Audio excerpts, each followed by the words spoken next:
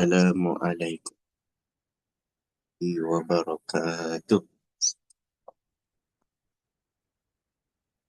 Alhamdulillahi Rabbil Alamin. Nahmaduhu wa nasta'inuhu wa natubu ilaihi. Wa na'udhu billahi min shururi anfusina wa min sayyiati a'malina. Man yahdihillahu fala mudilla lahu wa man yudlil fala hadiya lahu. أشهد أن لا إله إلا الله وحده لا شريك له وأشهد أن سيدنا محمدا عبده ورسوله. اللهم صل وسلم على سيدنا محمد طب القلوب ودوائها وعافية الأبدان وشفائها ونور الأبصار وضيائها وعلى آله وأصحابه أجمعين ومن سار على دربه إن شاء الله تعالى برحمتك يا أرحم الراحمين. بسم الله الرحمن الرحيم. اللهم رزقنا فهم النبيين. Ya Allah, rezekikan kami dengan ilmu dan kefahaman seperti para nabi. Wa hifdzal mursalin, dan kurniakan kami hafalan ingatan seperti para rasul. Wa ilhamal malaikatil muqarrabin, dan kurniakan kami ilham seperti para malaikat. Rabbana syrah lana sudurana wa yassir lana umurana wahlul 'uqdatam min lisanina yafqahu qawlana. Allahumma iftah 'alaina futuhal 'arifin birahmatika ya arhamar rahimin. Walhamdulillahi rabbil alamin. Amma ba'du.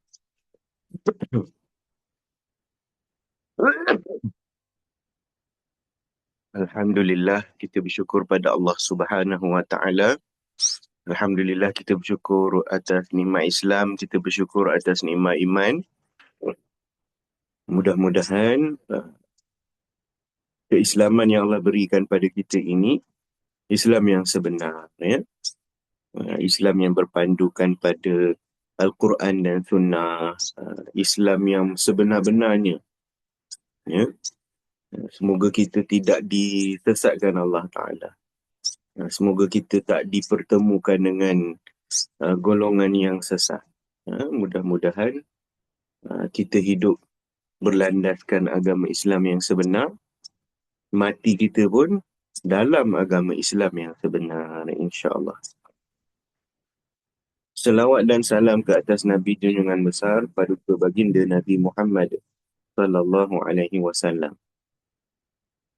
Mudah-mudahan dengan berkat kita berselawat ke atas baginda Nabi,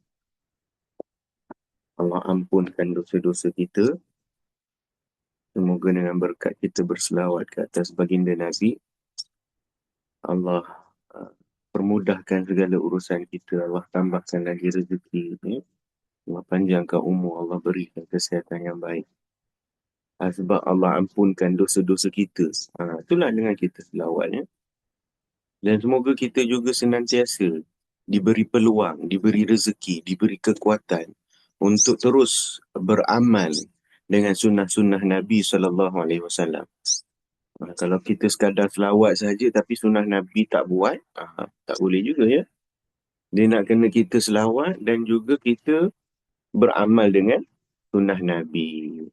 InsyaAllah. Mudah-mudahan di akhirat nanti kita semua masuk dalam syurga Allah Ta'ala dengan berkat syafaat Nabi Muhammad sallallahu alaihi wasallam. InsyaAllah, Allahumma amin. Baik, insyaAllah pada pagi ini kita akan sambung terus pada muka surat 535, mula pada ayat 17.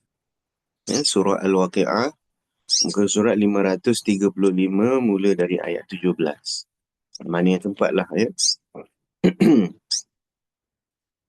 Kemungkinan sampai ayat 40 lah kalau sempat.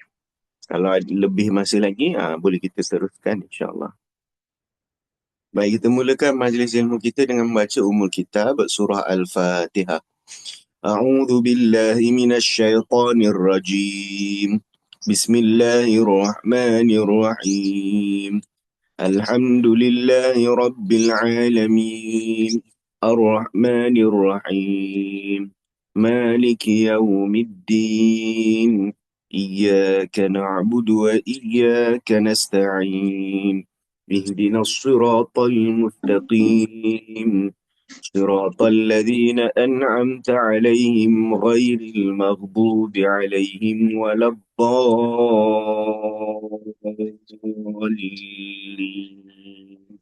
آمين. أعوذ بالله من الشيطان الرجيم.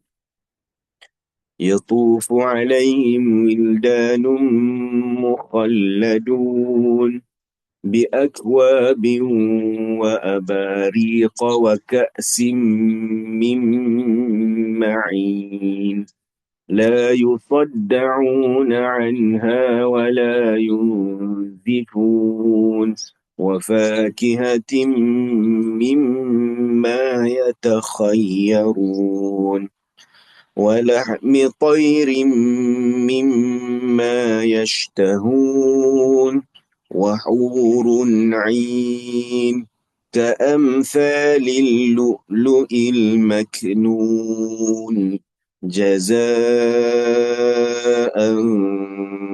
بما كانوا يعملون لا يسمعون فيها لغوا ولا تأثيما إلا قيلا سلاما سلاما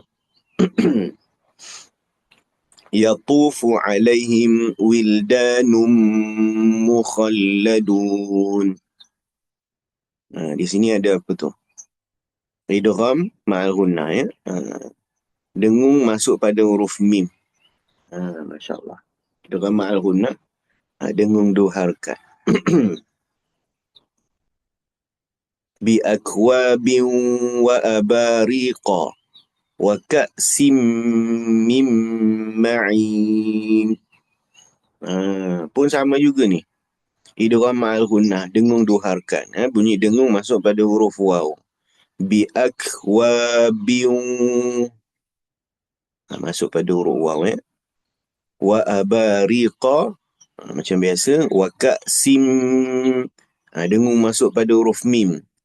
Kemudian ada nun mati di situ. Ya, dengung kita terus daripada mim tu masuk pada mim yang seterusnya. Mim yang kedua. Mim ma'in. Idgham ma'al gunnah. La yusadda'u. La yusadda'u. Urut sad. La yusadda'u. Urut sin. La yusadda'u. La yusadda'una anha wa la yunzifun. Ikhfa hakiki dengung. Yang dengung tu. Yunzifun. Ikhfa hakiki dengung dua harakat. Wa fakihatim. Di situ idgham.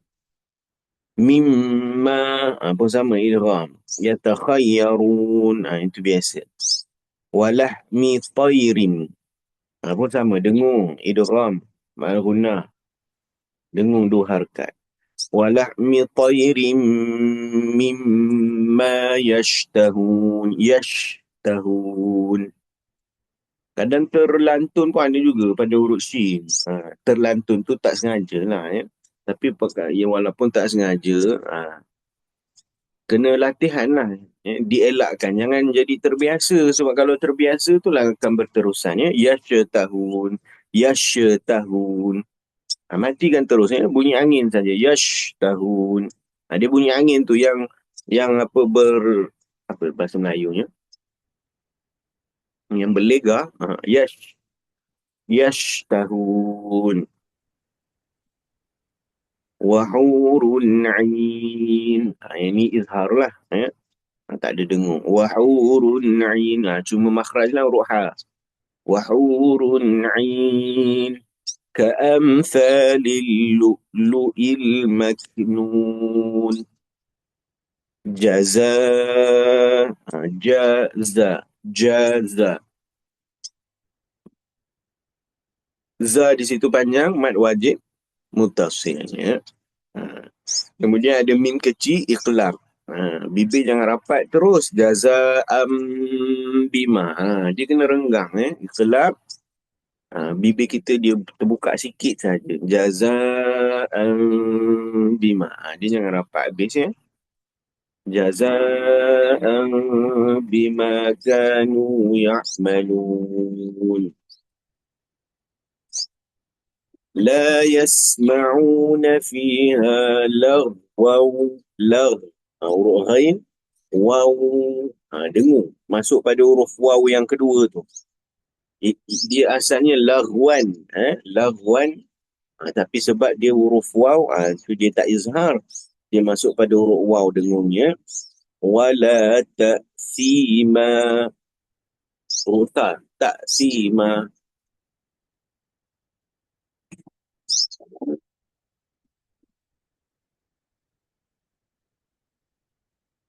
Wala ta'sima illa qilan dengung illa qilan. Yang ini dengung talwin masuk pada huruf sin, bertemu huruf sin, ikhfa hakiki. Salaman salama pun sama juga dengung, ya. Ikhfa hakiki, dengung dua harakat, dia kategori tanwin. Lain tanwin apa? Nun matilah. Nun yang ada tanda mati tu, ataupun kadang kebiasaannya Quran kita nun tu dibiarkan kosong. Maknanya ada, kalau nun tu kosong, tak ada baris, tak ada tanda sukun, tanda mati tu, maknanya ada dengung lah tu. Ya. Baik, kita ambil sehingga ayat 26 dulu. Nanti kita teruskan lagi. Sebab ayat 17 ni dia bersambung dengan pertemuan kita yang lepas, iaitu masih membicarakan tentang ulaikal muqarrabun. Siapa golongan yang didekatkan Allah Ta'ala itu? Iaitu golongan as-sabiqun. Kan kita ada baca sebelum ni, was-sabiqun as-sabiqun, golongan yang mendahului daripada kita. Kan Allah kata kamu ni akan menjadi 3 golongan. Wa kuntum azwajan thalathah. Allah kata kan, fa ashabul maimanati ma ashabul maimanah, ada golongan sebelah kanan. Betapa gembiranya, happynya, seronoknya golongan yang berada sebelah kanan. Kemudian Allah describe, Allah jelaskan ada pula golongan sebelah kiri. Wa ashabul masy'amati ma ashabul masy'amah. Betapa sengsaranya, betapa azabnya, deritanya golongan yang berada sebelah kiri. Kemudian ada satu lagi golongan ni, yang ketiga ni, yakni was-sabiqun as-sabiqun. As-sabiqun ni ada pendapat kata as-sabiqunal awwalun. Siapa as-sabiqunal awwalun? Iaitu golongan yang mereka ni mendahului dalam Islam, dalam agama Islam. Itu pendapat yang paling rajih lah, pendapat paling kuat. Tapi ada juga pendapat yang kata umat-umat terdahulu sebelum Nabi Muhammad SAW, yang mana mereka ni beriman pada Allah Ta'ala. Pun ada juga pendapat begitu. Tapi saya cenderung pendapat golongan yang sebelum daripada kita, yang mana mereka ni mereka sungguh-sungguh beriman pada Allah Ta'ala, tidak mensyirikkan Allah Ta'ala. Adalah amalan yang mereka buat. As-sabiqunal awwalun. Ada pendapat juga kata mereka orang yang terawal masuk Islam. Yang terawal masuk Islam, ya. Jadi mereka ni iman lagi kuat. Walau bagaimanapun, bukanlah kita ni nak apa kata, kita ni yang terbaik, tidak. Kita ni yang terkemudian, ya. Ha, kita ni yang last sikit. Yang as-sabiqun ni, mereka ni yang awal. Sebab tu golongan yang terawal masuk Islam, mereka digelar apa? As-sabiqun al-awwalun. Mereka yang pertama mendahului. Itu maksud dia. As-sabiqun al-awwalun. Ya. Jadi sebab mereka ni mendahului daripada kita, itulah Allah kata ulaikal muqarrabun. Mereka itulah orang yang dekat dengan Allah Ta'ala. Ya, fi jannatin na'im. Mereka berada dalam syurga yang penuh dengan kenikmatan. Dalam syurga yang penuh dengan kenikmatan. Itu satu. Satu lagi, memang nama syurga itu sendiri Jannatun Na'im. Kan? Nama syurga kan ada banyak kan? Jannatul Firdaus, Jannatul Na'im, Jannatul Ma'wa, Jannatul Khuldi, Darus Salam, Darul Muqamah, Darul Qarar, Darul Jalal. Masya Allah. Macam-macam tingkatan jenis syurga, ya. Thullatum minal awalin, dan segolongan kecil daripada, segolongan besar daripada golongan yang terdahulu.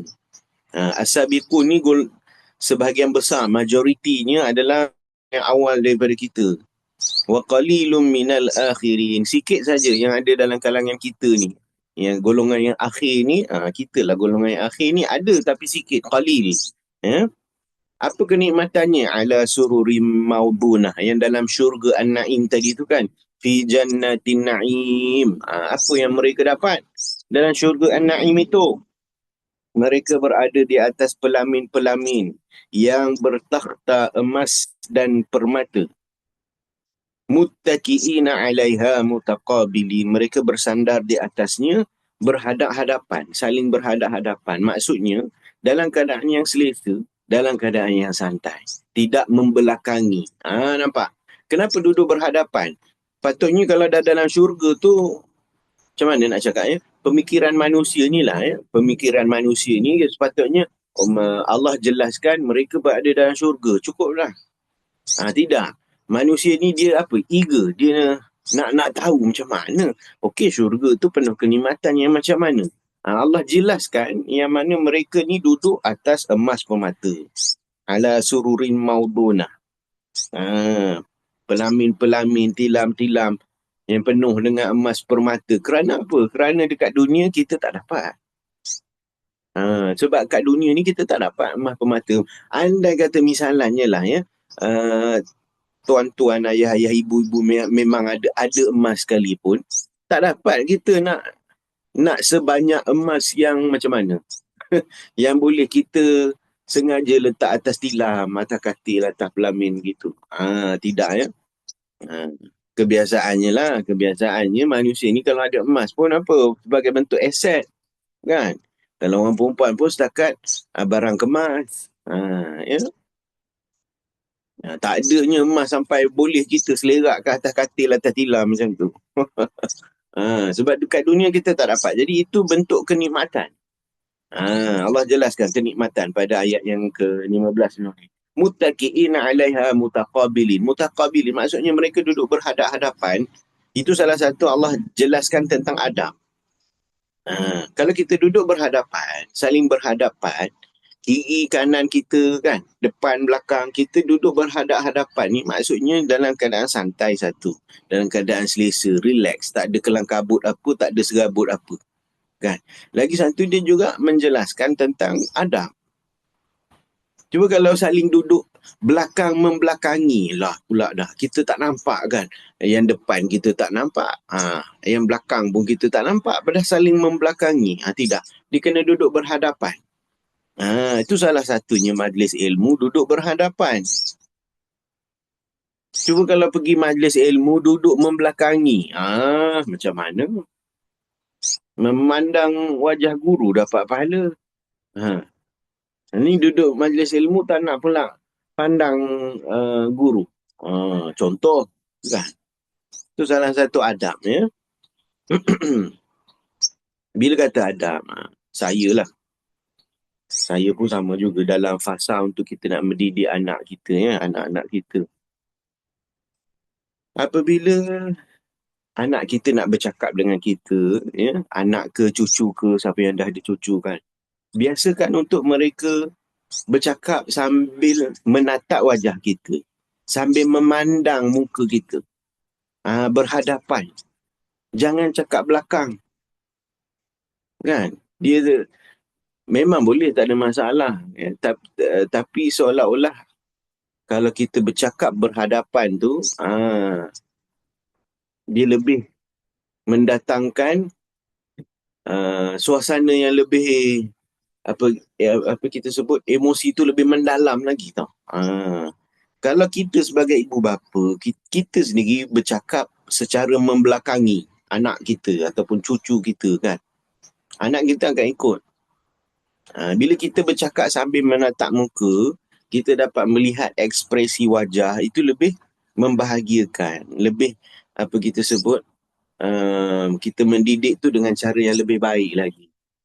Takkanlah anak kita nak cakap dengan kita dalam keadaan membelakangi kita. Ya?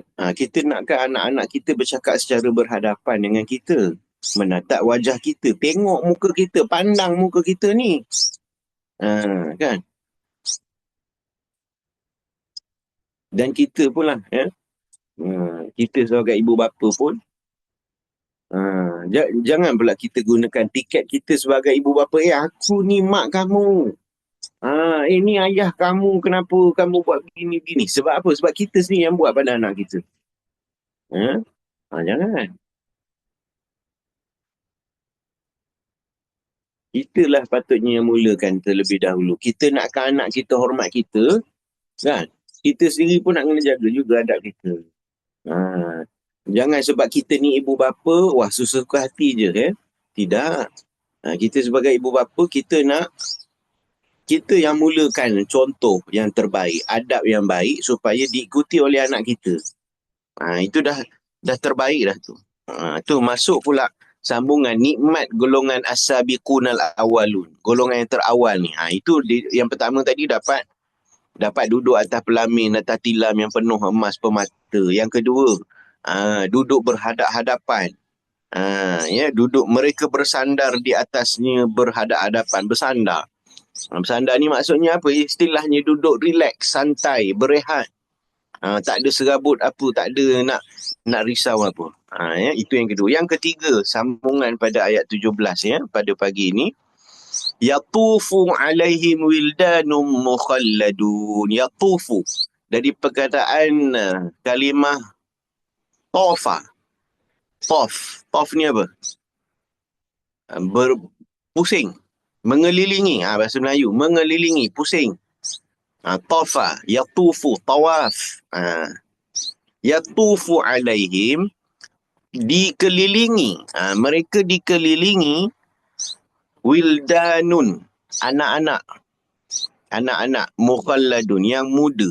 Yang sentiasa kekal muda. Yatufu alaihim wildanum mukhalladun.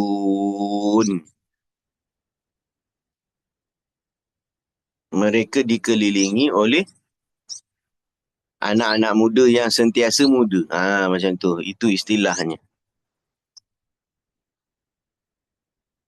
Daripada kalimah perkataan wildan.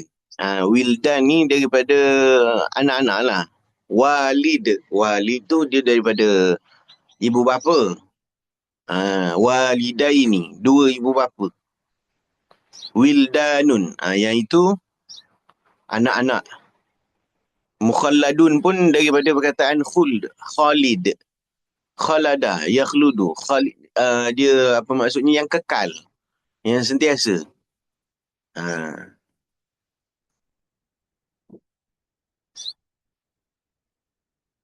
Baik. Kita dah faham dah. Okey, golongan as-sabiqun ni duduk dalam syurga yang penuh dengan kenikmatan. Duduk atas tilam, pelamin penuh dengan emas permata. Bersandar, duduk berhadap-hadapan. Yang ketiga, mereka dikelilingi oleh anak-anak muda. Baik, macam mana saya nak jelaskan? Moga-moga Allah bagi kita ilmu, Allah bagi kita faham. Saya hanya menyampaikan saja, ya. Bagi mereka yang ada anak, bagi mereka yang ada cucu, kita maaf cakap lah, bukan maksud kalau mereka yang tak ada anak, tak ada cucu, tak apa. Boleh boleh difahami dengan bahasa yang mudah, ya.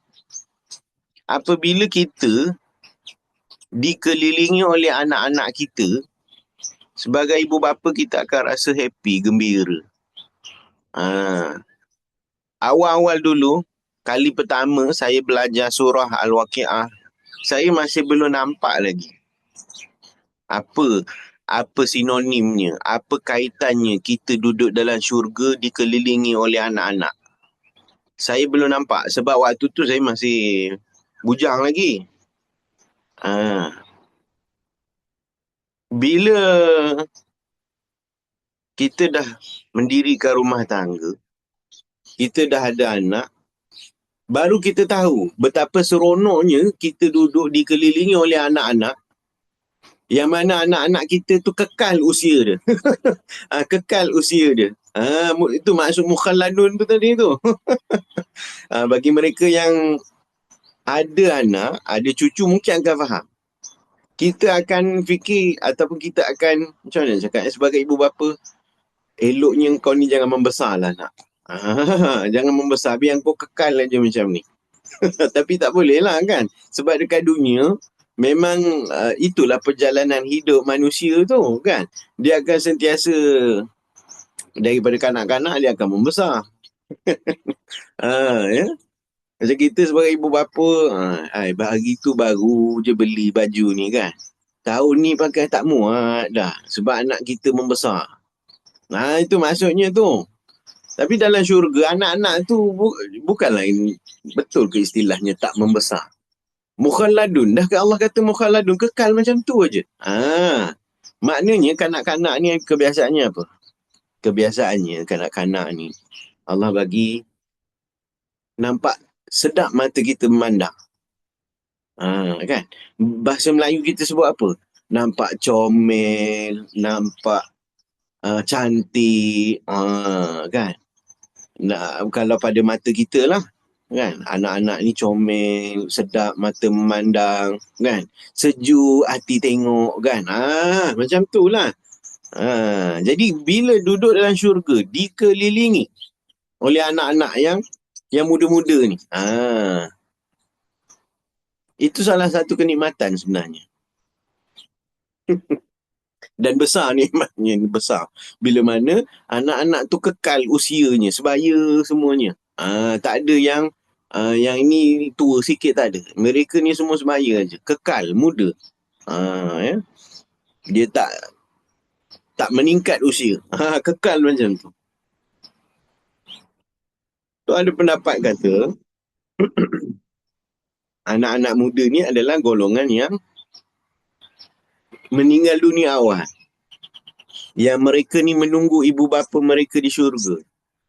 Misalan contohnya, ada yang tak sempat lagi lahir ke dunia, meninggal dalam perut ibu. Ada yang lahir ke dunia, sempat lahir ke dunia, tapi baru berapa hari meninggal dunia. Ada yang hidup berapa tahun kat dunia, ada setahun, 2 tahun, 5 tahun, 10 tahun. Lepas tu Allah ambil, meninggal dunia, usia kanak-kanak. Yang usia kanak-kanak meninggal dunia ni lah, ya. Ada pendapat kata anak-anak orang Islam saja. Tapi ada juga pendapat kata, tak kisahlah anak orang Islam ke, anak bukan Islam ke, asal dia kanak-kanak, dia meninggal dunia sebelum dia dapat kewarasan untuk membezakan mana hak, mana yang benar, mana yang salah, mana yang batil. Mereka ni semua masuk syurga. Pun ada pendapat begitu juga. Sebab apa? Anak-anak yang dilahirkan, kata Nabi, semuanya mengikut fitrah. Baby, kanak-kanak ke, dia membesar tu dengan fitrah dia sebagai kanak-kanak. Fitrah kanak-kanak ni apa? Suka bermain, kan? Suka bermain. Macam tu lah. Dia tak ada kanak-kanak tiba-tiba nak fikir pasal ekonomi. Tak ada. Kanak-kanak tiba-tiba nak duduk atas jadah, pegang tasbih, la ilaha illallah, takut. Kalau kita tengok gitu kan, pahal budak ni. Ha. Kat sini semua dah ada anak ke? Ha. Dah ada anak, dah ada cucu rasanya kan. Kot. Mungkin boleh, yelah Allah akan bagi kita satu ilmu lah ya.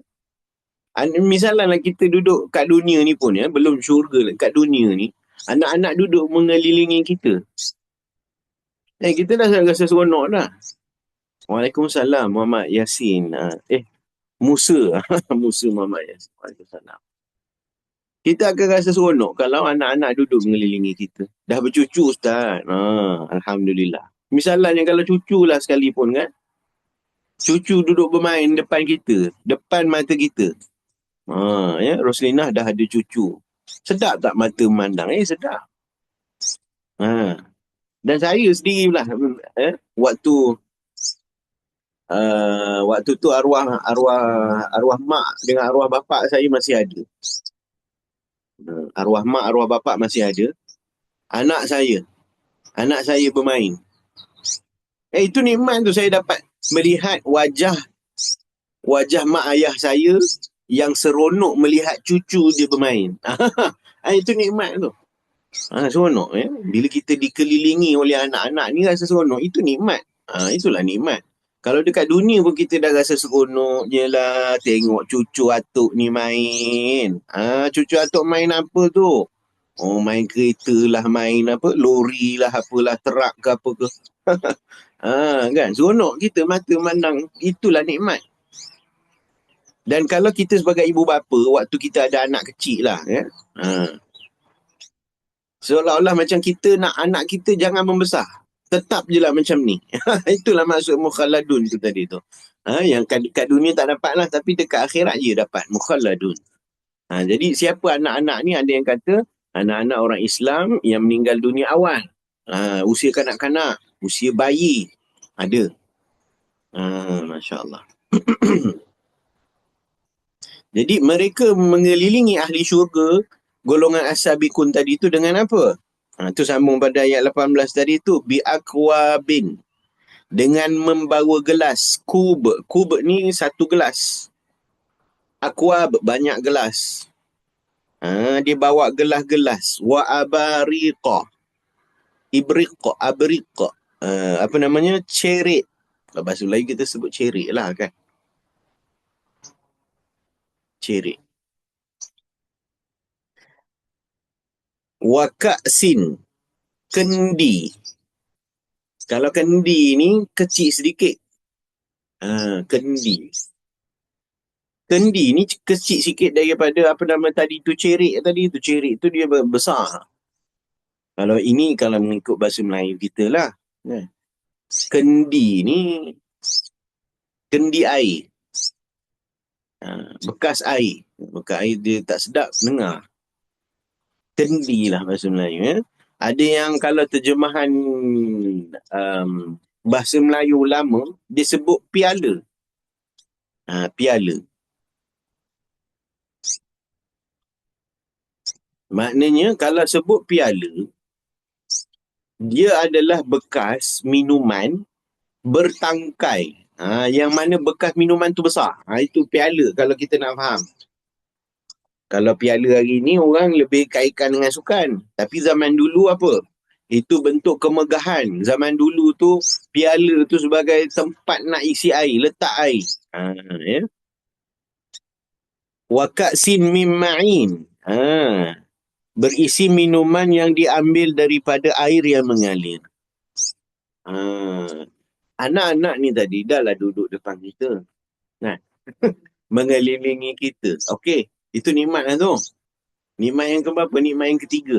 Nikmat pertama ingat lagi tak? Duduk atas pelamin penuh emas permata. Duduk atas tilam, atas katil. Penuh dengan emas permata. Nikmat yang kedua apa dia tadi? Mereka ni duduk bersandar. Berhadap-hadapan, bersandar. Duduk dalam keadaan santai, relax, berehat. Yang ketiga, anak-anak mengelilingi mereka ni. Yatufu, tawaf. Anak-anak sentiasa tawaf ni. Yang mana anak-anak ni mukhalladun, kekal, muda. Kemudian yang keempat, anak-anak ni pula tadi membawa gelas, membawa cawan, membawa apa? Teko, cerik, kendi, yang berisi air minuman dari air yang mengalir.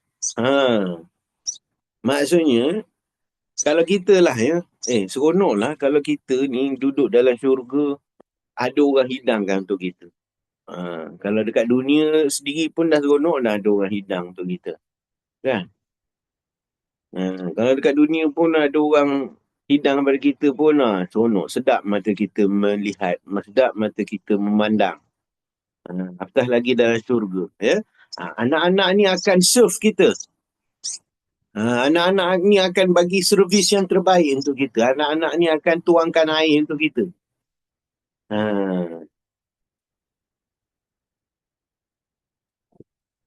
Salah satu bentuk yang dapat kita faham apa dia? Cara mendidik anak itu sendiri. Itu salah satu tu lah. Mendidik anak. Ta'addaba, yu'addibu. Mendidik anak tu sendiri. Anak anak menghidangkan untuk kita. Seronok tak? Seronok lah. Seronok lah. Kita sebagai ibu bapa rasa puas kan. Anak tuangkan air. Mungkin nampak simple, nampak tak ada apa. Tapi sebagai ibu bapa bangga tak? Banggalah.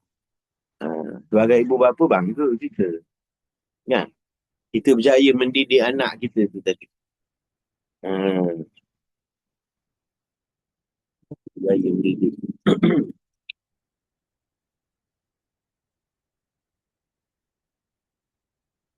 La yusadda'una anha wa la yunzifun.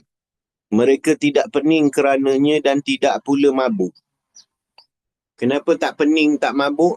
Daripada minuman yang mereka minum tadi tu. Minuman tu daripada mana? Diambil daripada air yang mengalir.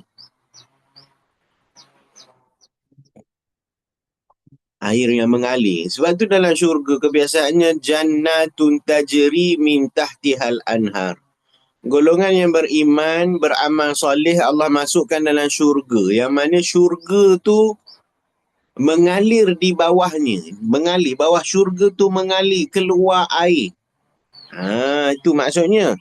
Tajri min tahtihal anhar. Beberapa sungai. Bukan satu sungai. Ada banyak sungai mengalir daripada bawah syurga tu tadi.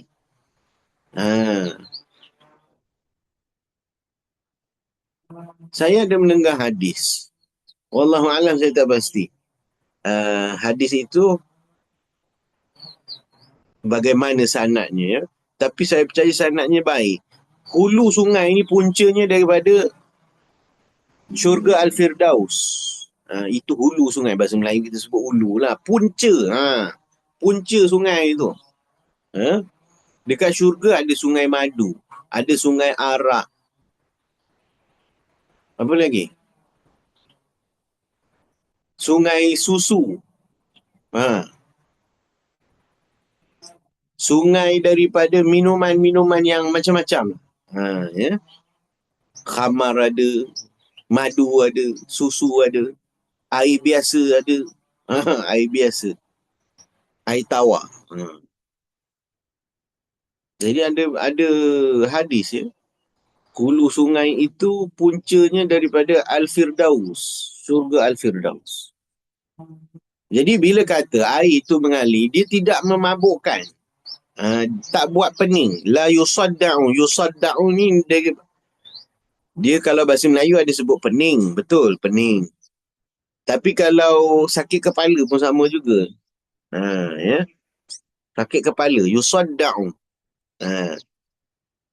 Tapi sebab minum tu takkan pening, takkan sakit kepala, wala yunzifun, dan tidak pula mabuk. Sebab khamar dalam syurga itu, arak lah kita sebut, arak dalam syurga itu, dia tidak memabukkan. Ayat 19 ini dibaca sebanyak 21 kali. atau dalam jumlah yang ganjil. Tatkala kita mengalami sakit kepala. Ini ayat 19 surah Al-Waqi'ah. La yusadda'una anha wa la yunzifun. Baca 21 kali. Ataupun dalam jumlah yang ganjil. Dengan ganjil lah. Baca berapa? 33 kali misalnya. Istilah hari ni banyak. Kalau bahasa Melayu yang umum sakit kepala. Tapi kalau ada orangnya sakit kepala sebab apa? Yang ini stres. Yang ini tekanan. Yang ini apa nama migraine. Yang ini sakit kepala begini macam-macam lah istilah hari ni kan. Semoga Allah jauhkan kita daripada semacam sebarang penyakit lah. Macam-macam jenis penyakit ke, sakit kepala ke. Bila sebut kepala, sakit kepala ni, antara ubat sakit kepala apa dia? Antara ubat sakit kepala adalah berbekam. Ibu-ibu, ayah-ayah, para jemaah yang mana kerap sakit kepala, pergi bekam. Ataupun ada ahli keluarga kita ke kan, jiran kita, sahabat-sahabat kita kerap mengadu sakit kepala, suruh pergi bekam. Bekam ni ada macam-macam lah. Ada bekam dekat bahagian belakang kan. Ada yang bekam dekat bahu, dekat tengkuk, dekat belikat, dekat pinggang, dekat pinggul, dekat peha, dekat betis. Ini biasa, ini normal. Tapi dalam satu hadis, sabda Nabi SAW, berbekam di kepala. Yang ni atas kepala ni. Cuma jaranglah orang buat kan. Jarang orang buat. Tapi Nabi ada jelaskan, bekam di kepala membuang 7 jenis penyakit. Semua penyakit tu berkaitan dengan kepala. Bekam di kepala tu dia buang sakit kepala lah. Of course lah dia buang sakit kepala. Dia buang angin dalam kepala. Angin ni tak semestinya badan dalam kepala. Kadang minta maaf cakap lah. Kita ni duduk majlis ilmu. Kan? Tapi susah. Kita nak hadam susah. Nak faham susah. Padahal bentuk sentence ayat tu mudah je. Bentuk ayat tu mudah je tapi susah kita nak faham. Sebab apa? Otak kita tu susah nak proses. Minta maaf cakap lah kalau bahasa orang zaman kita ni dia sebut apa? Lambat pick up. Lambat pick up. Dia ambil masa nak loading dulu. Fikir dulu kan. Padahal bentuk arahannya simple je. Jalan terus, masuk kanan. Contoh. Jalan terus, masuk kanan. Tapi kita nak kena, jadi ada setengah orang tu dia jadi loading dulu kan. Dia nak kena. Padahal mudah je, simple je arahan tu. Nanti jalan terus, belok kanan. Dia setengah orang susah. Tu. Dia buang penyakit bahagian kepala. 7 jenis penyakit bahagian kepala. Bahagian kepala sajalah. Kan? Buang sakit kepala, buang angin. Buang penyakit mata. Mata kan kalau bahagian kepala, kadang mata kita ni tak berapa cerah. Mata kita ni kadang macam-macam penyakit mata pun ada juga. Penyakit ain. Ya? Membuang sakit bahagian mulut. Bahagian mulut pun ada juga. Dalam hadis tu kata menyembuhkan sakit gigi. Ada orang sakit gigi. Ada yang sakit gusi. Dia bukan sakit gigi, gusi. Gusi yang sakit. Gusi bengkak ada. Ya? Menyembuhkan ni bahagian pernafasan. Sebab kita ni kan, bila kita menghidup, yang proses tu otak lah. Sebab tu kita ni disunatkan memakai wangi-wangian. Bau yang menyenangkan. Bila bau tu menyenangkan, kita jadi relax. Otak kita pun tenang. Cuba kalau kita tiba-tiba balik rumah, kan, dengan bau busuk lah macam-macam, agak-agak tenang ke? Tak boleh. Dia akan jadi, apa istilahnya, triggerkan kita ni jadi cepat marah. Kita jadi penat, jadi stres. Sebab apa? Sebab punca bau. Sebab tu Nabi suruh apa? Pakai wangi-wangian, ya. Ha, pakailah wangi-wangian. Wangi-wangian ni tak semestinya untuk orang lelaki aja, orang perempuan pun boleh. Kan? Orang perempuan pun pakailah kat rumah. Ha. Kalau kat luar tak boleh lah, kan? Ini sampai orang tu tak datang lagi, baru tu dah sampai dulu. La ilaha illallah. Kan? Ada juga. Kadang orang tu dah pergi dah. Orang tu dah berlangkah jauh dah. Bau dia tu tertinggal kat sini. Tapi bau minyak wangi tu lah, dia kena banyaknya agaknya. Bukan kata sembuh, bukan kata spray, agaknya dituang satu botol hantar badan dia tu. Bau tu sampai melekat kat dekat tempat tu. Kan, orang tu berdiri kat sini, berdiri depan kita bersembang. Habis bersembang, orang tu pergilah. Bau tu tak pergi lagi. Bau tu tertinggal kat sini. Allahu Akbar. Orang perempuan boleh pakai, tapi kat rumah. Untuk suami, untuk anak-anak, kan. Bila ahli keluarga balik, kan tenang, seronok, lapang rasa, kan. Balik rumah, bau wangi. Ni balik rumah dengan bau apa? Reset lah, kan. Bau spray nyamuk tu, Allah Akbar. Pening kepala baunya, kan. Dengan bau minyak angin ni, Allah. Kan. Pedih mata kita bau minyak angin, kan.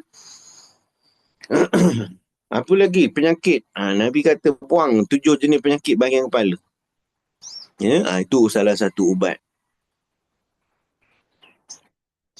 Untuk bahagian kepala. Ubat bahagian kepala. Bekam lah. Tapi yalah, sebab jarang orang buat. Sebab nak kena cukur lah dulu. Kena cukur dulu. Tak bolehnya nak dibekam terus, kan. Kena cukur. Tapi sikit je lah. Misalnya nak bagi atas. Cukur bagi atas je lah. Tak payahlah nak cukur semua. Kan, cukur bahagian atas saja. Lepas tu bekam. Ya, dia akan buang darah kotor yang ada kat bahagian kepala tu. Darah kotor tu lah yang buat urat saraf bahagian kepala ni jadi tersumbat. So kadang ada orang sakit kepala. Kan. Pergilah bekam. Buang penyakit, buang darah kotor dan sebagainya. Masya Allah. Bekam ni dia menjadi amalan sunnah lah. Kan. Sebab Nabi yang suruh. Nabi yang suruh. Dia buang darah kotor dalam tubuh badan. Dengan kita ni, minta maaf cakap lah, saya banyak kali saya cakap dekat jemaah-jemaah saya lah, kan. Dekat masjid surau, saya cakap, jangan terlalu bergantung pada ubat-ubatan. Saya lapik lah bahasa, ubat-ubatan makmal, saya sebut. Tapi kalau macam ni, saya cakap direct lah, ya. Jangan bergantung pada ubat-ubatan hospital, jangan. Ubat cair darah, ubat tambah darah. Kenapa kita jadikan ubat-ubatan hospital option nombor 1? Saya tak kata salah. Saya sendiri pun, kalau saya sakit, saya akan pergi hospital. Bukanlah saya ni anti-hospital ke apa, bukan. Maksudnya, option kita yang pertama, pilihan pertama kita ialah apa yang ada dalam Quran, apa yang ada dalam hadis. Alam semula jadi yang mana ada ubat dia. Itu. Tapi sebabnya kita ni, yalah, saya sedarlah diri saya ni apa. Saya tak nak cakap orang lain, cakap diri saya ni apa, malas. Leceh lah nak cari herba itu lah, nak kena makan itu, kena telan ini, kan. Kakak kayu itu, pucuk kayu ini, macam-macam lah. Baik kita pergi je hospital, senang dapat ubat. Nampak? Dia jadi sebab kita malas. Kita nakkan option yang mudah. Ubat-ubatan yang dah siap diproses. Ubat-ubatan makmal. Sakit kepala aja, Panadol. Pening sikit, Panadol. Tak ada masalah. Kan? Kenapa kita malah nak cuba ubat-ubatan alami, ilmu? Saya tak, okeylah, tak reti. Hukum Al-Quran yang ada dalam Quran tak reti. Apa ubatnya? Saya tak reti, Ustaz. Dalam hadis, sunnah Nabi pun tak reti juga. Okey, ambil yang cara orang Melayu kita lah. Orang Melayu kita. Ubatkan sakit kepala ni apa dia? Daun sirih. Apa lagi? Bunga raya. Manalah nak dapat benda tu semua, Ustaz. Ya, sebab kita ni nakkan semuanya disuap dalam mulut kita terus. Kan? Yang mudah suam apa dia? Pil lah. Pil ke apa ke. Kapsul ke apa ke. Orang-orang dulu kita, atuk-atuk kita, option pertama tu alam semula jadi ni punya ubat. Kan? Yang berlandaskan Al-Quran dan Sunnah. Itu option atuk-atuk kita dulu. Option kedua, kalau tak jalan juga baru pergi hospital. Kita dah terbalik. Kita pergi hospital dulu. Kan? Kalau hospital tak jalan, baru kita ambil option yang kedua. Barulah kita nak cari Al-Quran. Barulah kita nak cari yang mana sunnah hadis Nabi ke apa ke. Kita sendiri letak Quran tu nombor 2. Hadis tu kita letak nombor 2. Pilihan yang bukan pilihan yang awal. Pilihan awal kita hospital. Kan? Tak apalah. Mudah-mudahan Allah pemudahkan urusan kita. Ya?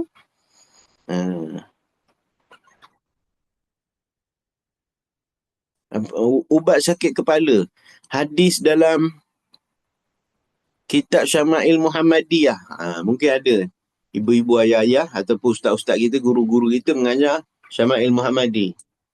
Hadis Sahih Imam Tirmizi. Nabi SAW menyapu minyak zaitun di kepala baginda. Itu ubat. Ubat sebenarnya tu. Nabi sentiasa menyapu minyak zaitun di bahagian kepala. Kata Aisyah, sehingga membasahi janggut baginda Nabi SAW. Sentiasa sampai membasahi janggut Nabi. Sebab kalau siapa yang biasa pakailah minyak zaitun ni, sebab dia berminyak, tapi minyak tu minyak yang bagus untuk kesihatan. Bagus untuk kulit. Minyak zaitun bukannya untuk makan je. Makan tu makanlah, tapi untuk disapu. Itu ubat tu. Sapu juga minyak zaitun ni. Nabi sentiasa menyapu di bahagian kepala. Bahagian kepala ni tak kisahlah ada rambut ke tak ada rambut ke. Kan? Kalau saya sebutkan, Nabi selalu sapu rambut Nabi. Dengan minyak. Ada pula orang botak, saya tak ada rambut ustaz. Kan? Tak payahlah sapu. Bukan. Bahagian kepala ni sapu. Itu Nabi buat tu. Bila Nabi sapu bahagian kepala sehingga membasahi janggut baginda. Kerana minyak tu dia mengalir. Turun perlahan-lahan kan. Dia turun sampai basah janggut Nabi. Ubat lah tu. Kebiasaannya bila Nabi dah sapu minyak zaitun tu di kepala, Nabi ada kain pula khas. Kain tu memang untuk tutup. Kalau bahasa Melayu kita sebut kain lapik lah. Alas, tutup. Balut. Balut. Bila dah tutup, dah balut tu, baru Nabi pakai serban. Kalau pakai minyak zaitun terus pakai serban, serban ni dia akan dia akan menyerap minyak zaitun tu. Jadi Nabi dah pakai minyak zaitun, Nabi akan ada satu kain khas untuk balut. Untuk tutup. Barulah Nabi pakai serban. Itu ubat lah tu. Ubat sakit kepala. Kita hari ni sakit kepala, pergi hospital, ubat itulah, ubat inilah. Bukanlah saya ni anti ubat. Bukan. Saya nak mendidik masyarakat supaya jadikan apa yang ada dalam Quran, apa yang ada dalam Sunnah, pilihan pertama. Pilihan pertama. Melainkan pilihan saya dah cuba dah ustaz. Sapu minyak zaitun, makan minyak zaitun, makan madu, makan kurma, makan cuka kurma pun saya makan. Apa lagi? Mandi dengan air yang dingin, air yang sejuk. Apa lagi? Makan kismis, makan anggur. Kan? Macam-macam ubatan saya cuba ustaz. Jadi saya ambil option yang kedua pula, saya cuba pula ikhtiar pula dengan ubat hospital. Bolehlah, tak ada masalah sebab dia dah mencuba. Kan? Ini kita tak ada cuba apa, terus ambil ubat hospital.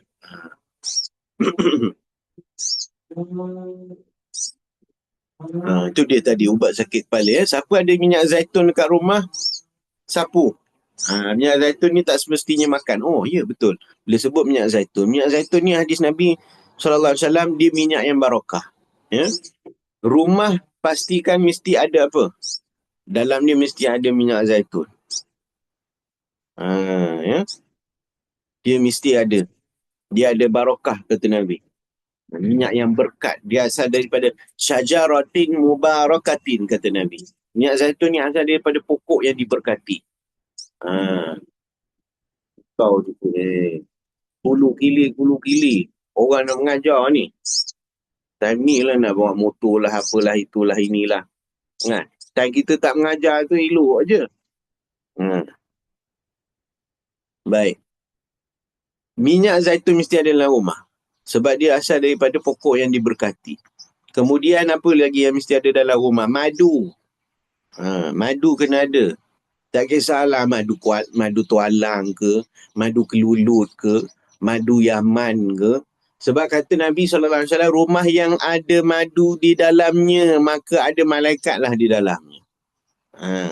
Walaupun hadis tu tidak sampai sahih, tapi sanadnya bagus. Madu.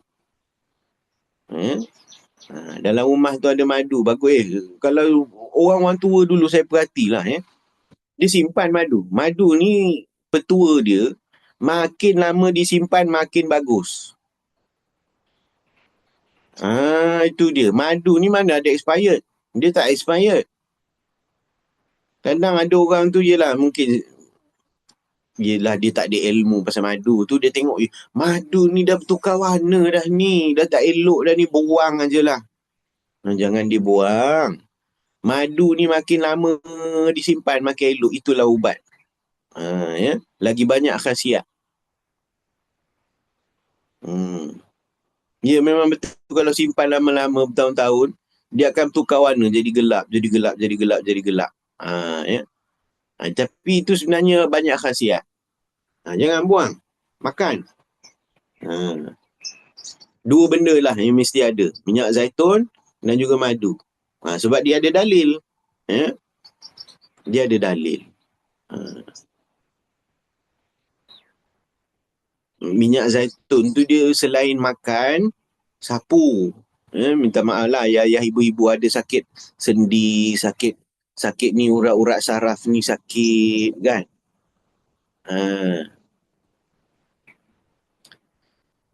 Ada kalanya kita sapu minyak angin kan, minyak urut kan? Macam-macam ubat. Minyak kuda ada, minyak lintah, minyak belut, minyak minyak unta, minyak biawak, semua sapu. Minyak burung apa bagai semua sapu. Tapi minyak zaitun tak nak sapu. Sapulah. Ni kat sendi-sendi ni bagus sapu minyak zaitun.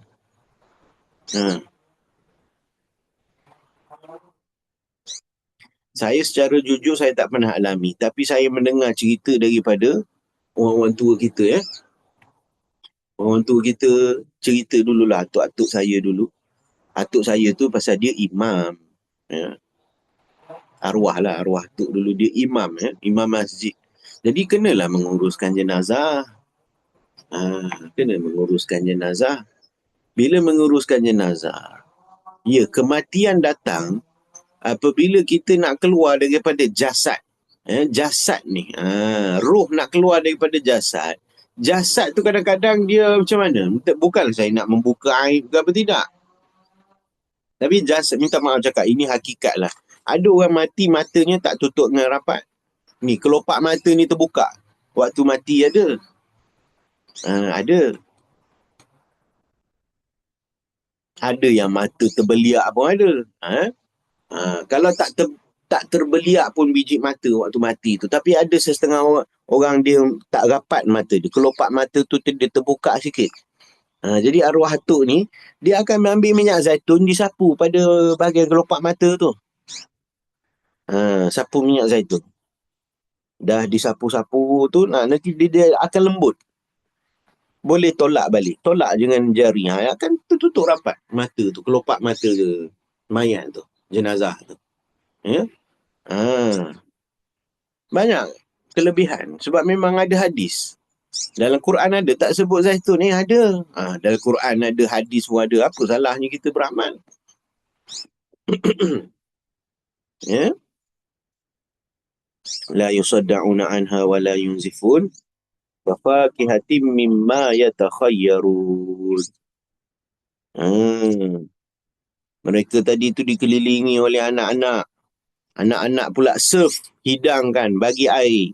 Air tu pula takkan mabuk, takkan pening, takkan sakit kepala, takkan sakit-sakit ke. Oh, minta maaf lah. Ayah tak boleh minum ni angin ni. Air mana ada ni dalam syurga dah ni. Angin-angin apa tak ada dah. Itu kat dunia dulu. Ya. Wa fakihatin mimma yatakhayyarun. Dan buah-buahan apa pun yang mereka pilih. Yatakhayyarun. Khayar. Apa yang mereka hendak, apa yang mereka inginkan. Pelbagai jenis buah. Mak teringin nak makan tu, buah nona. Dan syurga ada tak? Ada. Ada. Ha. Lama ayah tak makan buah markisa. Ada. Dekat dalam syurga ni agak-agak ada ke durian tembaga? Ada. Kalau tempat kita ni kat dunia ni kena ada musim dulu. Tak ada musim ni abah. Belum musim durian lagi. Kan? Abah ni menunggu musim durian. Waktu durian melambat tak hendaknya dia makan. Time tak ada tu dia carinya. Itu yang geram tu kan. Tapi itulah salah satunya cabaran ya. Kalau kat syurga nak kena tunggu musim. Ini sekarang belum lagi ni. Belum musim strawberry lagi, musim anggur tak ada. Dia sentiasa ada. Apa yang diinginkan, apa yang dihajatkan. Kenapa dalam syurga Allah sebut buah? Ni Quran ni pun sebut wafakihah. Sebab apa? Memang ada manfaatnya, banyak khasiat makan buah. Saya ni bukanlah pakar pemakanan ke apa ke. Tapi saya percaya makan buah-buahan banyaklah khasiatnya, vitamin ke, mineral ke, apa nama dia? Kalsium, magnesium, apa sium-sium belakang tu, mestilah ada dia punya kebaikan, manfaat untuk tubuh badan manusia kan.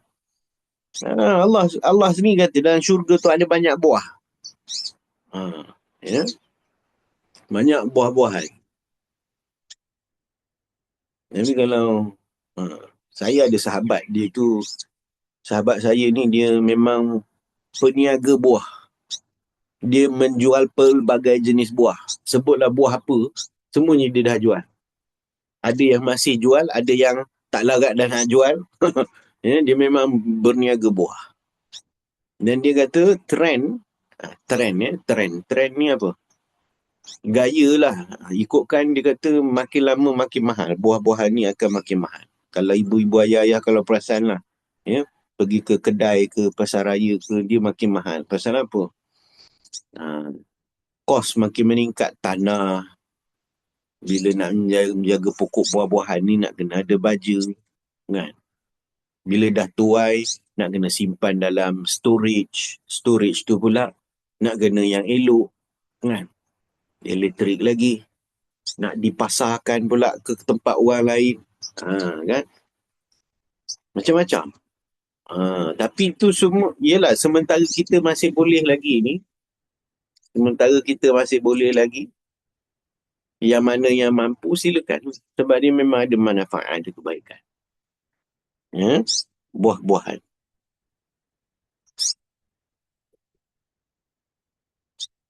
Walahmi tayrin mimma yashtahun. Walahmi tayr. Lahmin maksudnya daging. Tayr, burung. Dan daging burung apapun yang mereka inginkan. Daging burung. Daging yang terbaik adalah daging ada yang kata daging haiwan al-an'am. Al-an'am ni apa? Haiwan ternakan yang berkaki 4. Lembu, kambing, kuda, yang kaki 4 ni. Keldai tak termasuk lah, tak boleh makan. Yang kaki 4. Al-an'am. Dan antara daging yang terbaik juga adalah daging burung. Daging burung.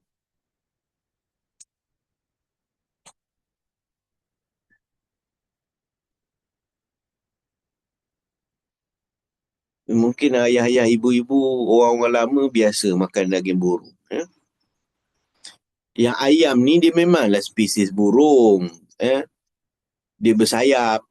Tapi ayam, kalau minta maaf lah, ini hakikat. Ya. Ini ayam yang dijual tu banyak yang dah disuntik.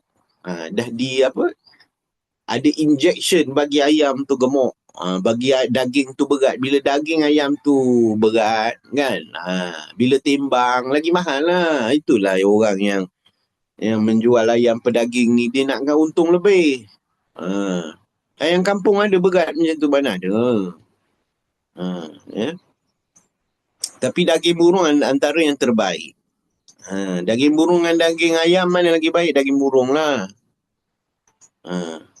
Teringin nak makan daging burung apa? Dalam syurga tu tak kisahlah burung apa pun. Makanlah. Yang kalau kita, tempat kita ni, yang saya dengar, dia ialah daging puyuh tu biasalah. Burung puyuh tu biasa dah. Burung merpati ada orang kata buat ubat. Burung merpati. Ada orang kata buat ubat. Ya. Wallahualam, saya tak pasti buat apa. Walahmi tayrin mimma yashtahun. Oh, okey, baik. Jadi mereka tadi tu dah lah duduk dalam keadaan ni, katil, tilam, pelamin, tempat duduk, itu semua penuh emas permata semuanya. Intan berlian. Duduk pula bersandar, bersantai, berehat, berhadap-hadapan, dikelilingi anak-anak. Anak-anak surf pula lagi. Maksudnya, kita ni tak payah bangun. Tak payah bangun. Kita hanya duduk aja. Anak-anak ni akan apa? Tuangkan air untuk kita. Kita minum air tu, Allah jelaskan pula air tu macam mana. You kalau minum air ni, takkan mabuk, takkan sakit kepala, takkan pening, tak ada rasa angin ke sakit badan ke, tak ada. Wa fakihatin mimma yatakhayyarun. Kamu dihidangkan buah-buahan apa yang kamu inginkan, apa yang kamu hajatkan. Buah-buahan tu sentiasa ada. Yang luar musim ke, bukan musim ke, semuanya ada, jangan risau. Tak ada musim-musim lagi. Itu kat dunia je. Walahmi tayrin mimma yashtahun. Tak cukup dengan buah-buahan, makanan, minuman tadi tu. Ini daging burung pula ada. Apa yang kamu inginkan, semuanya ada. Wahurun 'ain. Dan ada bidadari yang bermata indah. Matanya cantik. Sedap mata kita tengok. Ya. Ka'amthalil lu'lu'il maknun. Bidadari itu umpama mutiara yang tersimpan baik. Mutiara yang tersimpan. Maksudnya, ya, bidadari ni Allah cipta secara langsung, ya. Dia tak sama dengan penciptaan manusia. Manusia ni, kita ni dia ada perantaraan. Kita ni melalui mak ayah kita. Kan? Manusia ni begitulah. Kita ni ada mak ayah. Tapi kalau bidadari, tak ada, Allah cipta langsung. Ya. Allah cipta langsung. Apa lagi? Itu semuanya ada dalam syurga tu. Untuk siapa tadi? As-sabiqun tadi tu. Apa lagi? Jaza'an bima kanu ya'malun. Sebagai balasan atas apa yang telah mereka kerjakan. Ini semua yang kamu dapat ni, yang penuh kenikmatan ni, sebab kamu dulu bersusah payah dekat dunia dulu. Kan sebelum ni saya ada tanya, ingat tak? Siapa orang yang pertama mati syahid dalam Islam? Ingat lagi? Sumayyah, orang perempuan. Yang mati syahid ni. Kalah tu semua tu. Yang lain-lain tu orang lelaki ke apa ke, yang gagah, yang pahlawan, yang pendekar, kalah dengan Sumayyah, perempuan yang lemah. Tapi pangkat dia tinggi dalam syurga. Nikmat ni banyak dalam syurga. Dia orang pertama mati syahid dalam Islam. Bayangkan. Masya Allah. Atas balasan, sebagai balasan atas apa yang telah mereka kerjakan. Kita kalau kita tergolong dalam wa qalilun minal akhirin tadi. Sebab as-sabiqun ni asalnya ikutkan kita tak termasuk. Sebab mereka ni golongan yang terawal. Kita tak termasuk. Tapi masih Allah ceritakan nikmat yang mereka dapat. Sebab Allah seolah-olah nak kata, jangan putus asa. Ini golongan yang terawal, mereka dapat nikmat yang begini. Kamu yang golongan yang terkemudian, kamu akan dapat nikmat begini. Nanti kita akan belajar lah. Ya? Yang bawah tu pula, baru masuk untuk golongan yang sebelah kanan pula tadi. Dia seolah-olah ayat macam motivasi. Menaikkan semangat kita. Oh, kalau golongan terdahulu dapat nikmat begini-begini, macam manalah pula kita ya? Kita ni dapat nikmatnya macam mana dalam syurga tu? Begitu. Allah.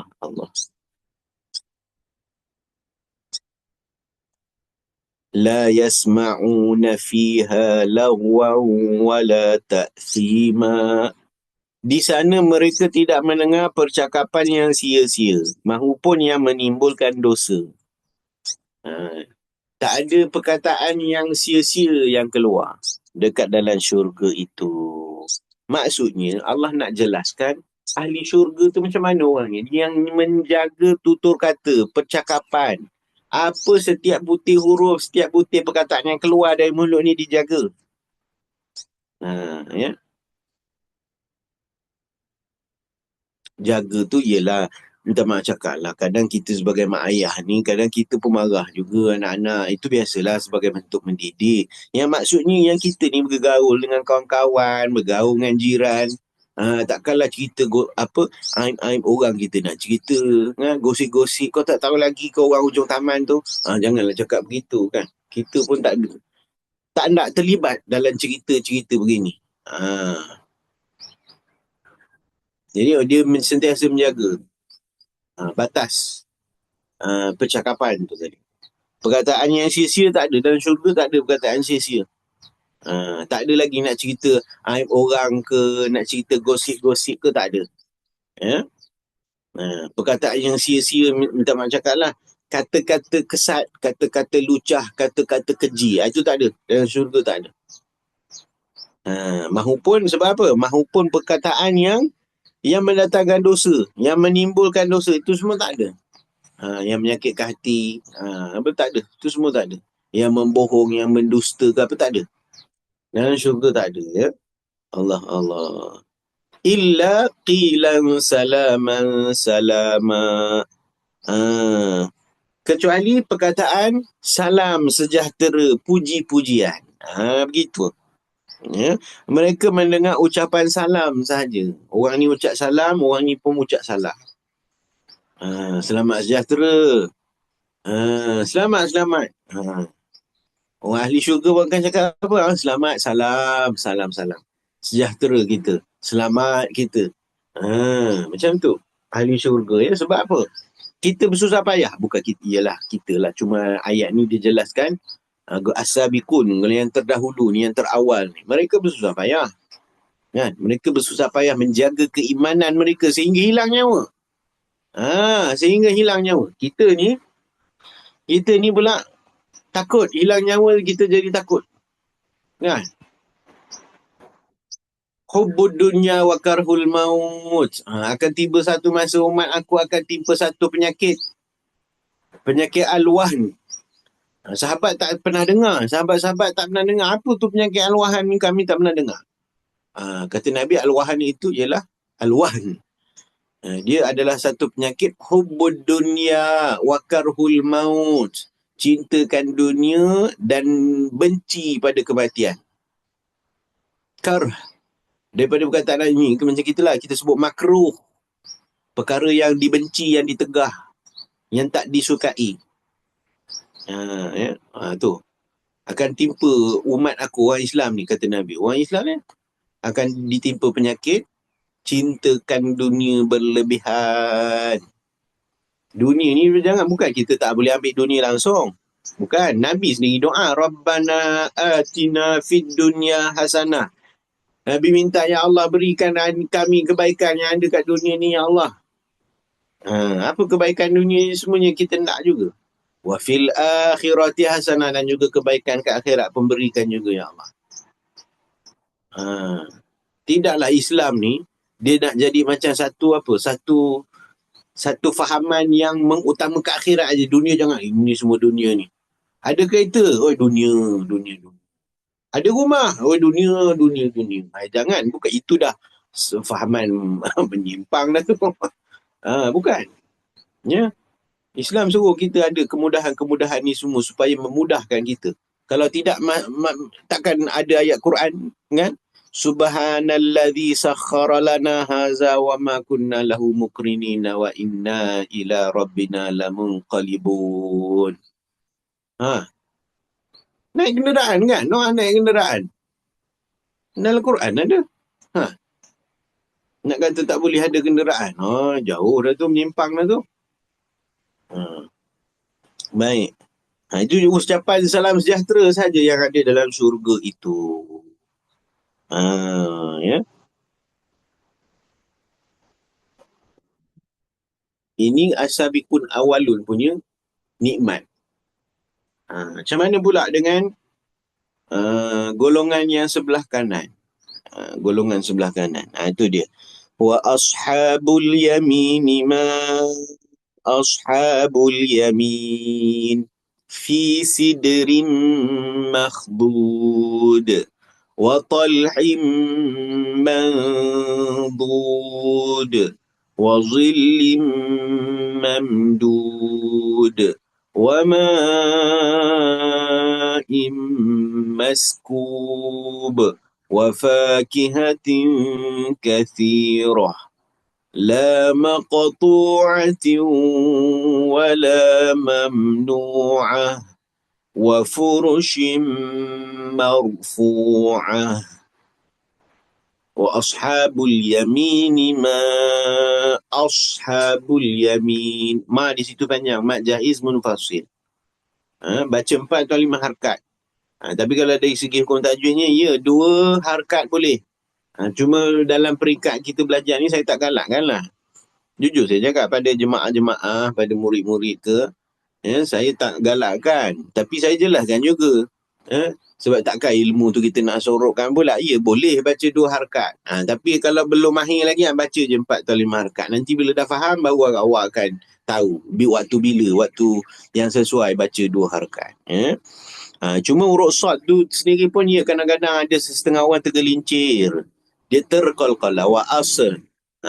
Wa ashabul yamin ma ashabul yamin. Asha.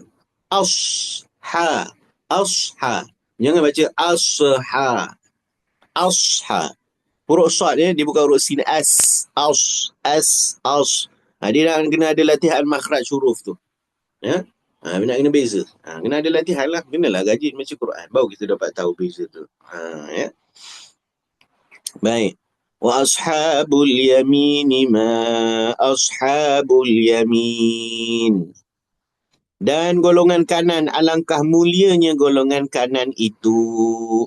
Allah jelaskan pula golongan sebelah kanan. Yang tadi ni nikmat ni untuk golongan yang golongan yang terawal daripada kita.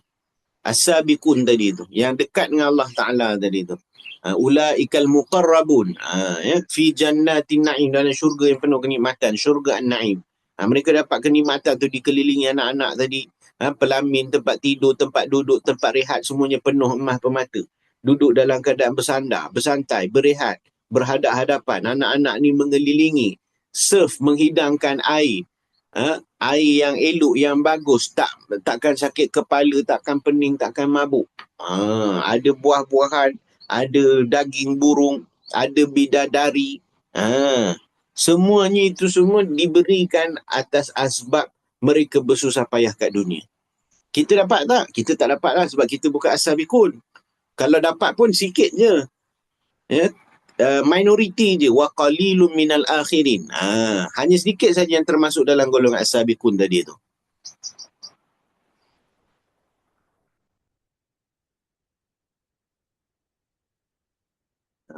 Maksudnya memang ada golongan yang terkemudian, dia Allah golongkan dapat menjadi as-sabiqun, ada.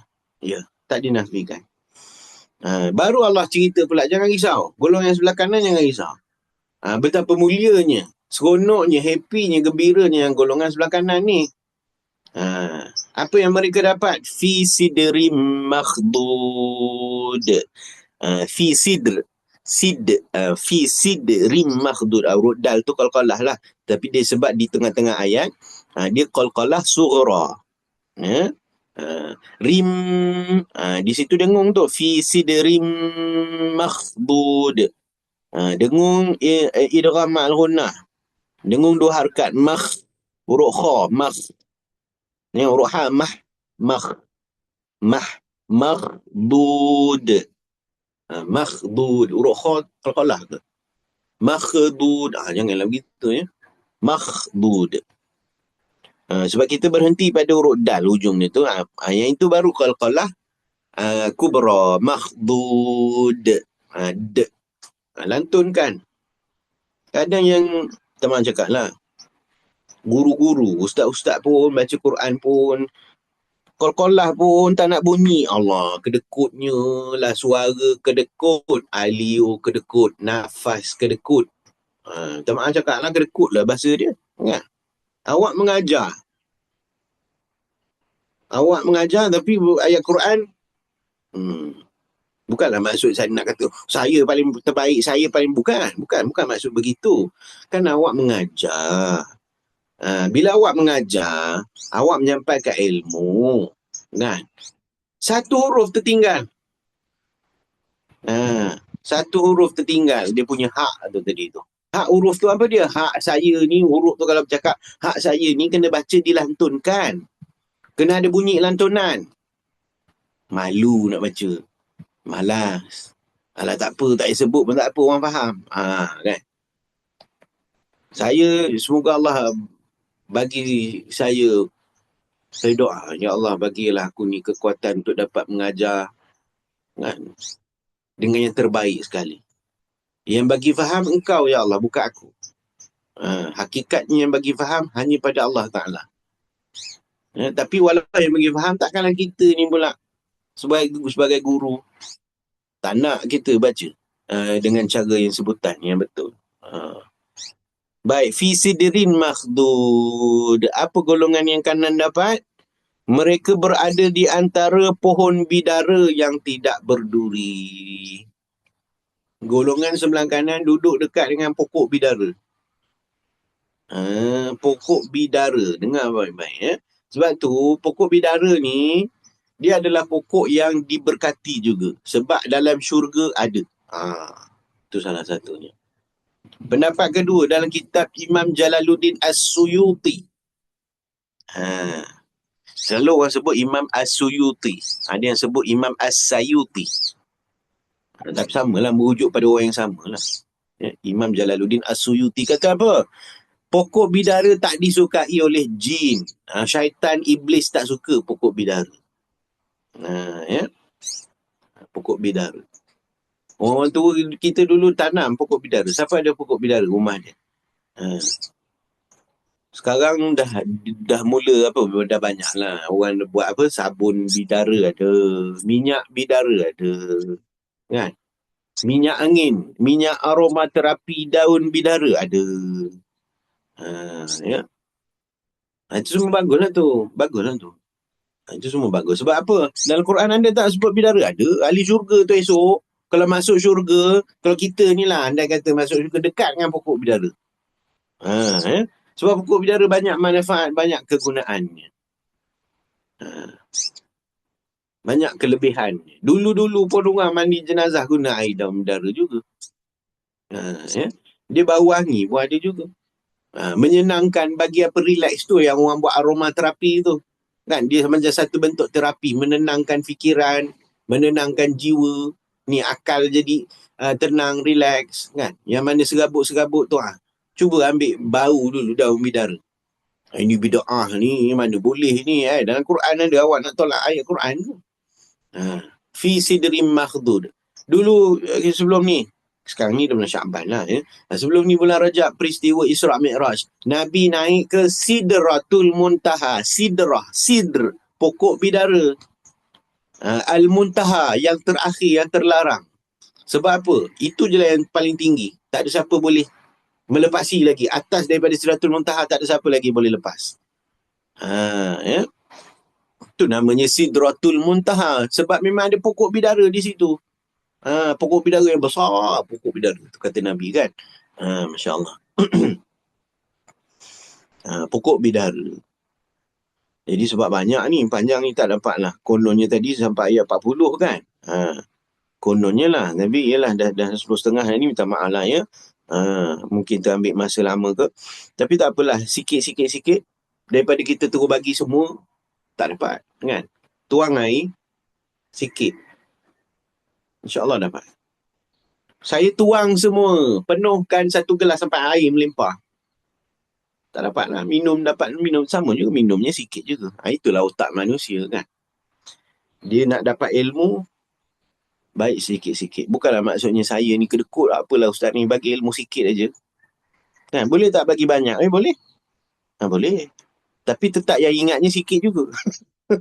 Yang ingatnya sikit juga. Baik. Jadi insyaAllah lah, nanti pertemuan akan datang, kita akan, bulan puasa ada ke? Kalau ada majlis ilmu kita bulan puasa, lagi bagus lah ya. Lagi besar pahala dia. Kalau ada lah. Kalau tak ada, minta maaf ustaz, bulan puasa ni kita cuti seketika. Tak apalah, ada juga begitu kan. Tapi ada yang bulan puasa terus macam biasa. Okey, tak ada masalah. Alhamdulillah. Kan lagi banyak pahala, berkira ibadah. Kan kita ibadah, baca Quran, setiap huruf pahala. Majlis ilmu kita duduk, yelah memanglah tak secara berhadapan. Tapi ini pun dah dikira majlis ilmu lah. Kan? Dapat pahala dalam bulan puasa pula. Majlis ilmu ni kalau selain bulan puasa pun, selain Ramadan pun, dah besar dah pahala. Apatah lagi dalam bulan Ramadan. Allah lipat kali ganda kan ya. Masya Allah. Jadi cukup sampai di sini dulu. Sampai ayat 27-28. Nanti insyaAllah nanti kita sambung lagi lah ya. Kalau panjang umur ada rezeki, kalau diizinkan ya, bulan Ramadan dah, kalau masih adalah kelas kita insyaAllah. Apapun malam ini insyaAllah, malam nisfu Sya'ban, perbanyakkanlah amal ibadah. Allah nak disebut apa? Lailatul Taqdir, Lailatul Qismat wa Taqdir. Malam pembahagian, malam penentuan takdir. Yang mana kalau diikutkanlah, misalnya ni contoh saja. Tahun ini si fulan akan kena musibah. Sepatutnya takdir tu dah tertulis. Tapi sebab malam nisfu Sya'ban, Allah kata apa? Dengan sebab kemuliaan nisfu Sya'ban, Allah kata tukar balik. Hamba aku ni banyak berzikir, hamba aku ni banyak mengaji Quran, banyak bangun malam, qiyamul, banyak beristighfar, minta ampun. Allah kata tukar. Tu disebut Lailatul Taqdir. Malam penentuan takdir tu diubah. Mungkin tak dia orang tu musibah, ditukar menjadi mendapat rezeki, mendapat rahmat, mendapat nikmat dan sebagainya. Malam Lailatul Barakah, kata Nabi ya. Malam yang penuh keberkatan. Sebab malam nisfu Sya'ban ni adalah malam yang menentukan nasib seseorang tu. Ajal dia bila Allah semak balik. Sepatutnya si fulan ni mati sekian-sekian. Ajalnya, rezekinya, umurnya, matinya. Itu semua tu pada malam nisfu Sya'ban. Itulah kita ni banyak disuruh. Memanglah tak ada amalan khusus, tak ada. Solat sunat nisfu Sya'ban tak ada. Memang tak ada. Tapi diperbanyakkan amalan dia tak ada. Solat sunat, qiyamul, solat tasbih, solat taubat, apa lagi? Mengaji Quran, berzikir, beristighfar. Mengaji Quran tu tak kisahlah mengaji apa. Nak baca Yasin 3 kali, ustaz silakan. Nak baca Yasin sekali je, ustaz silakan. Tak nak baca Yasin, nak baca Qul Huwallahu Ahad aja, ustaz silakan. Asalkan jangan biarkan kosong je lah. Malam ni nisfu Sya'ban. Macam tu je lah, tak ada buat apa. Ambillah peluang. 5 malam yang mustajab doa. Malam pertama bulan Rejab. Lepas dah lah. Kalau panjang umur, jumpalah Rejab tahun depan itu kalau panjang umur. Lepas dah. Malam nisfu Sya'ban. Ni malam ni insyaAllah. Masuk maghrib ni, nisfu Sya'ban lah kita. Malam Jumaat. Malam Raya Aidilfitri. Malam Raya Aidiladha. 5 malam yang mustajab doa. Malam ni malam nisfu Sya'ban. Memang banyak dalil, banyak hadis.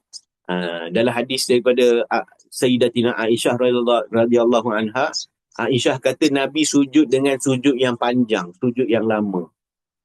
Lama Nabi sujud tu, sampai perawi kata, Aisyah kata, aku fikir Nabi telah wafat. Dia kerana lamanya Nabi sujud tu. Nabi akhirnya bangun, Nabi duduk tadi bagi salam. Tu Aisyah kata, ya Rasulullah, aku risau tadi, aku ingatkan kamu dah meninggal, kamu wafat dalam sujud kamu. Sebab aku tak pernah tengok. Memang aku tengok kamu bangun malam, kamu lah tahajud. Memang dah biasa. Cuma malam ni lama sangat kamu sujud. Aku fikir kamu dah mati ya Rasulullah. Kata Nabi, Aisyah, kamu tahu tak malam ni malam apa? Allah dan Rasulnya saja yang tahu. Kata Aisyah. Jadi Nabi mau bagi tahu malam ni adalah malam nisfu Sya'ban. Inna Allah la yattali'u ala khalqihi. Allah melihat hamba-hambanya pada malam nisfu Sya'ban. Jadi malam lain Allah tak lihat ke? Allah tu maha melihat. Allah maha melihat. Allah lihat hamba bila-bila pun Allah nak lihat. Cuma malam nisfu Sya'ban Allah melihat dengan perhatian yang khusus. Fayaghfiru li jami'i khalqihi, kata Nabi. Allah akan ampunkan setiap orang yang minta ampun pada malam nisfu Sya'ban. Illa li musyrikin aw musyahinin. Kecuali Allah tak akan ampunkan orang yang musyrik dan juga orang yang memutuskan silaturahim, yang bermusuhan. Yang tu Allah tak ampun. Yang lain tu semua Allah ampun. Dosa banyak macam mana Allah ampun. Tapi kalau syirik, minta maaf, Allah tak akan ampun. Ya. Jadi memang ada dalil. Hidupkanlah malam ni Sya'ban ni. Bagi tahu, kena jelaskan pada anak cucu kita. Ni adik, abang, tahu tak? Ni kejap lagi malam ni masuk maghrib ni. Ni malam nisfu Sya'ban nama dia. Kita jelaskan. Malam yang barakah. Banyakkan doa. Doa nak jadi anak yang baik, anak yang soleh, berjaya dunia akhirat. Bukanlah untuk anak yang kecil, anak yang besar pun bagi tahu juga. Anak kita tu dah ada anak dah pun, maksudnya kita dah ada cucu. Bagi tahu juga pada anak kita, Alung, kamu tu doa malam ni nisfu Sya'ban. Banyakkan doa. Jadi anak yang baik, jadi suami yang baik, isteri yang baik, ya? Dikurniakan anak zuriat yang baik-baik, soleh-solehah. Bagi tahu. Ya. Termasuklah kita sendiri pun doa. Ya? Malam nisfu Sya'ban ni doa, ya Allah, dengan berkat malam nisfu Sya'ban ni, andai katalah aku ni ditakdirkan mati, meninggal dunia, cabut nyawa aku malam Jumaat, ya Allah, ditakdirkan aku ni mati waktu sekian-sekian, hanya Engkau yang tahu. Andai kata datang kematian aku itu, matikan aku dalam rumah-Mu, ya Allah, dalam masjid, dalam sujud. Ya, minta. Kan? Minta pada Allah Ta'ala. Allah tu mendengar. Ya? Tak semestinya nisfu Sya'ban aja. Ya, selain nisfu Sya'ban pun Allah tu maha mendengar, maha melihat, maha mengkabulkan doa. Cuma malam nisfu Sya'ban ni sebab lebih lagi. Dia malam barakah, malam yang ada keberkatan. Ya. Wallahu a'lam bisawab. Jadi cukup sampai di sini. Saya minta maaf, saya minta ampun. Ada salah silap, terkasar bahasa, tersalah maklumat, tersalah ilmu yang saya sampaikan. Saya hanya orang menyampai saja. Yang bagi faham, yang bagi ilmu, Allah Ta'ala. Di kesempatan ini juga, sebelum nak masuk Ramadan, ya, saya minta ampun, minta maaf. Semoga kita dapat beribadah dengan lebih baik lagi. Allah bagi kita kesihatan yang baik. Bila sihat tu badan, dapatlah kita puasa, dapat kita buat amal ibadah, kan? InsyaAllah, ya. Jadi cukup sampai di sini. Bismillahirrahmanirrahim. Alhamdulillahirrabbilalamin. Wassalatu wassalamu ala ashrafil anbiya wal mursalin. Sayyidina wa maulana Muhammadin nabiyil amin wa ala alihi wa sahbihi ajma'in. Allahumma ya Allah, ampunkanlah dosa-dosa kami ya Allah.